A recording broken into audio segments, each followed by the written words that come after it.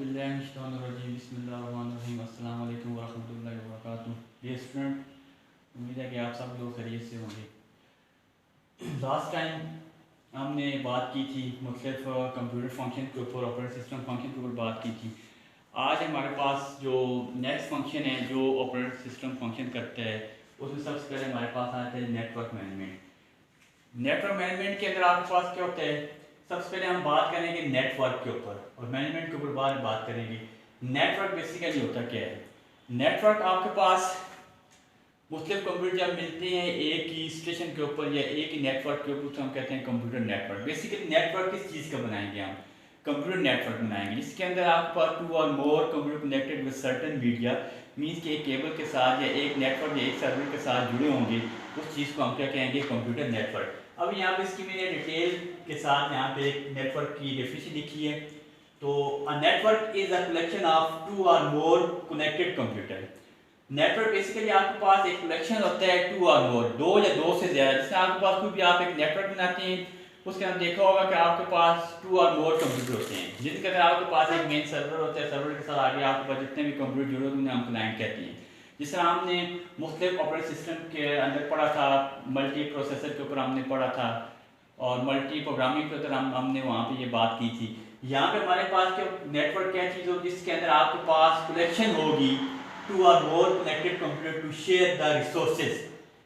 जो अपने रिसोर्सेज, अपनी फाइल्स, अपने डॉक्यूमेंट, अपने डिवाइसेस पे करेंगे, रिसोर्सेज को क्या करेंगे? शेयर करेंगे एंड डेटा। और आपके पास जो डेटा किस फॉर्म में होता है? रॉ फैक्ट्स एंड फिगर की फॉर्म में या इंफॉर्मेशन पे करेंगे, शेयर करेंगे। When these computers are joined in a network, people can share different files and devices. इसके अंदर आपके पास क्या होगा जी? एक नेटवर्क में बहुत से लोग होंगे जो एक दूसरे के साथ ज्वाइन होंगे और एक दूसरे के साथ अपनी फाइल और डिवाइसेस को शेयर करेंगे। सच एज मॉडेम भी कहते हैं, मोडेम भी कहते हैं, मॉड्यूलेशन एंड डीमॉड्यूलेशन। आपके पास नेटवर्क का एक मेन आपके पास डिवाइस है, प्रिंटर्स एंड टेप ड्राइव्स। आप देखा होगा जब एक आप नेटवर्क बनाते हैं, उस नेटवर्क के अंदर आपके पास सिंपल एक पेरिफेरल डिवाइस है, हम कहते हैं प्रिंटर या फिर स्कैनर, आपके पास एक अलग से लगा होता है और पूरे के पूरे नेटवर्क को चला रहा होता है। ठीक है जी। अब ये तो आपके पास आ गया कि नेटवर्क क्या होते हैं और इसके जो जितने भी हम इसके जरिए हम क्या क्या काम करते हैं। इजीली आपके पास हम डेटा शेयर करते हैं और इसके अलावा अपनी अपनी फाइल्स को इसके थ्रू शेयर करते हैं। अभी हम नेटवर्क मैनेजमेंट की बात करेंगे। मैनेजमेंट बेसिकली आपके पास क्या चीज़ होती है, इसी को हम रेस करेंगे और इसी के आगे हम इसकी नेटवर्क मैनेजमेंट को डिस्कस करेंगे। ये सिंपल नेटवर्क से कहते हैं व्हेन टू और more computer connected with certain media, जब दो या दो से ज़्यादा कंप्यूटर या एक नेटवर्क आपस में मिलते हैं जिसके थ्रू अपने वो डेटा को, रिसोर्सेज को क्या करते हैं जी? शेयर करते हैं। अभी यहाँ पे हमारे पास क्या आ जाएगा जी? Network management. ये कैसे आपके पास डेटा को, फाइल्स को मैनेज करता है। Network is not a core part of OS operating system. Means यहाँ पे ये कह रहा है कि आपको नेटवर्क हम उस वक्त बनाते हैं जब हम अपने रिसोर्सेज को शेयर करते हैं, अपनी फाइल्स या अपने डिवाइसेस को शेयर करते हैं। ये आपके पास ऑपरेटिंग सिस्टम की एक और एक पार्ट नहीं है, उस वक्त पार्ट बनेगा। आजकल जो मॉडर्न कंप्यूटर सिस्टम के अंदर हमारे पास जो नेटवर्किंग है वो एसेंशियल पार्ट है। क्यों? उसके अंदर हम क्या करते हैं? अपने डेटा को इजीली शेयर करते हैं। Of OS stand for operating system, but in modern, मैंने क्या कहा था? आपके पास मॉडर्न ऑपरेटिंग सिस्टम के अंदर ये चीज आपके पास बहुत जरूरी है। Operating system network manager has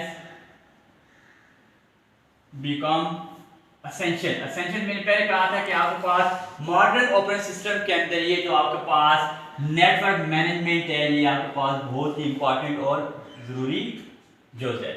essential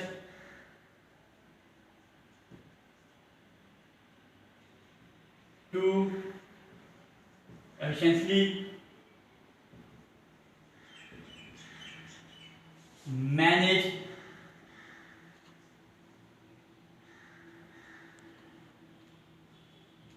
network related issue, क्यों आपके पास यहाँ पे देखें कि मॉडर्न कंप्यूटर डिवाइस के अंदर या मॉडर्न ऑपरेटिंग सिस्टम के अंदर ये बहुत अहम इशू है, क्योंकि इसके अलावा आप एक जगह दूसरी जगह डेटा को ट्रांसफर नहीं कर सकते, डेटा को एग्जीक्यूट नहीं करवा सकते। अभी यहाँ पे हमारे पास ऑलमोस्ट ज़्यादातर आपके पास जब आप नेटवर्किंग इस्तेमाल करते हैं हमारे पास मुख्तलिफ सर्विसेज होती हैं, जिस तरह आपके पास टीसीपी ट्रांसमिशन कंट्रोल प्रोटोकॉल के जरिए आप ट्रांसमिशन को देखते हैं, उसके अलावा एफटीपी फाइल ट्रांसफर प्रोटोकॉल के जरिए आप फाइल की ट्रांसपोर्टेशन करते हैं, इसी तरह एचटीटीपी हाइपरटेक्स्ट ट्रांसफर प्रोटोकॉल, ये मुख्तलिफ प्रोटोकॉल सर्विसेज होती हैं। जिस तरह आपके पास मेन सर्च इंजन गूगल है, गूगल के थ्रू आप अपनी वेबसाइट को, अपनी वेब एड्रेसेस को सर्च करते हैं, अपने साइट को क्या करते हैं जी, सर्चिंग करते हैं। तो बेसिकली आपके पास इस मॉडर्न ऑपरेटिंग सिस्टम के अंदर ये एक एसेंशियल इशू है, एसेंशियल पार्ट है, क्योंकि इसके अलावा आपके पास नेटवर्क मैनेजमेंट नहीं हो सकती। क्योंकि जब आपने क्लाइंट सर्वर के साथ काम करना है, एक नेटवर्क के साथ काम करना है, तो उसके लिए आपने नेटवर्क मैनेजमेंट करनी है, एक कंप्यूटर का नेटवर्क बनाना है, जिसके जरिए आपने इजीली अपनी इंफॉर्मेशन को आप बूट करवा सकते हैं, एक दूसरी जगह पहुंचा सकते हैं। अभी यहाँ पे कहते हैं नेटवर्क रिलेटेड इश्यूज, आपके पास यहाँ पे देखें ऑल मॉडर्न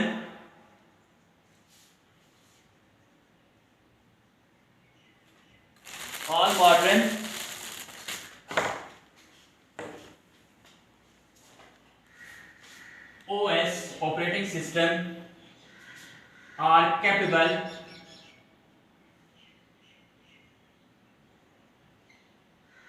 of using, मैंने पहले कहा था कौन कौन चीजें आपके पास सबसे यूजिंग करते हैं, TCP stand for transmission control protocol, जिसके जरिए आप ट्रांसमिशन कंट्रोल करते हैं, एंड इसे कहते हैं इंटरनेट प्रोटोकॉल, से हम कहते हैं आईपी, हम कहते हैं IP stand for internet protocol for the network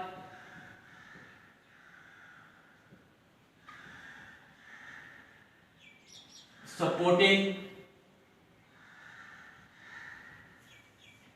services.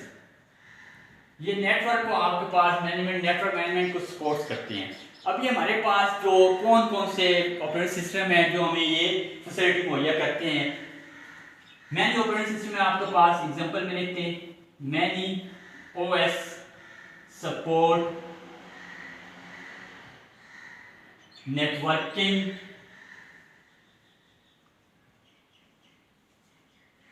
Protocols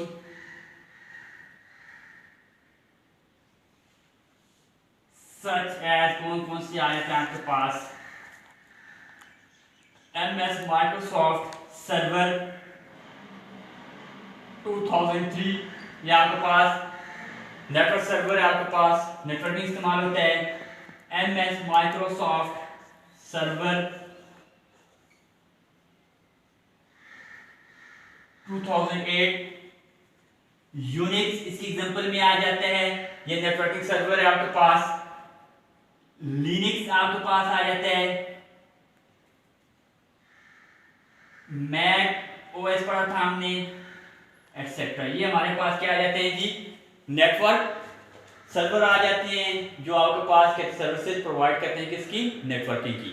basically आपके पास ये क्या है, आपके पास नेटवर्क मैनेजमेंट है, जिसके जरिए हम अपनी इजीली इंफॉर्मेशन को बूट करवाते हैं वन प्लेस टू अनदर, एक जगह से दूसरी जगह करवाते हैं जी, बूट करवाते हैं। अभी नेक्स्ट हमारे पास आए हैं कमांड इंटरप्रेटर। अब देखिए आपके पास कमांड इंटरप्रेटर के अंदर आपके पास जो ऑपरेटिंग सिस्टम होते हैं वो दो टाइप के होते हैं, एक सिंगल टास्किंग और दूसरा मल्टीटास्किंग। सिंगल टास्किंग जिसमें आपके पास ग्रास सिस्टम के CLI कमांड लाइन इंटरफेस, जिसे हम क्या कहते हैं, कमांड लाइन इंटरफेस, और GUI ग्राफिकल यूजर इंटरफेस से हम कहते हैं विंडोज। जैसे हमारे पास विंडो है वो क्या है जी, कमांड लाइन विंडो, जो हमारे पास क्या है GUI या ग्राफिकल यूजर इंटरफेस है।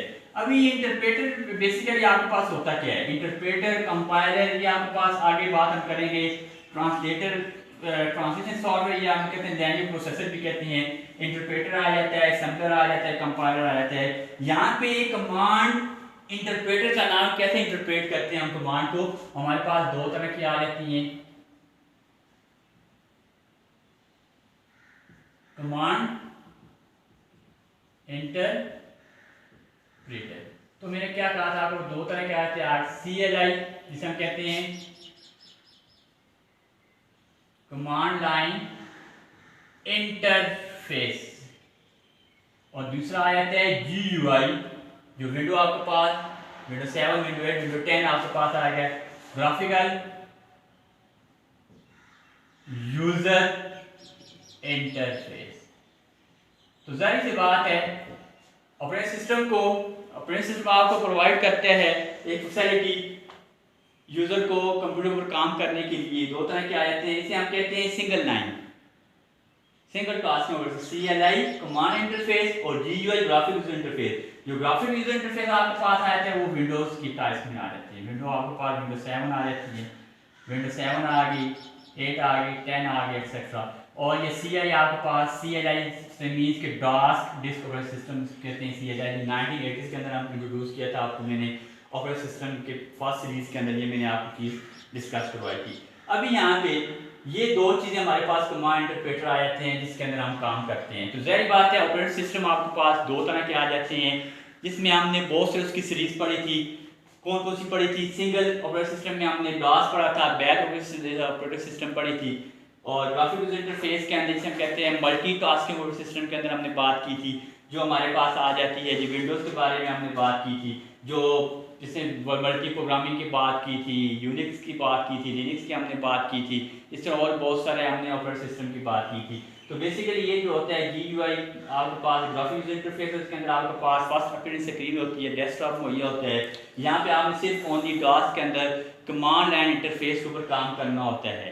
कमांड इंटरफेस में आपके पास कमांड्स के ऊपर काम, जिस तरह मैंने आपको बताया था कि आपके पास या डायरेक्टली मुख्तलिफ कमांड्स होती हैं, CLS क्लियर स्क्रीन होती है। जिस यूज़र को कमांड के ऊपर ग्रिप है वो DOS disk operating system, DOS stand for disk operating system के ऊपर वो काम कर सकते हैं।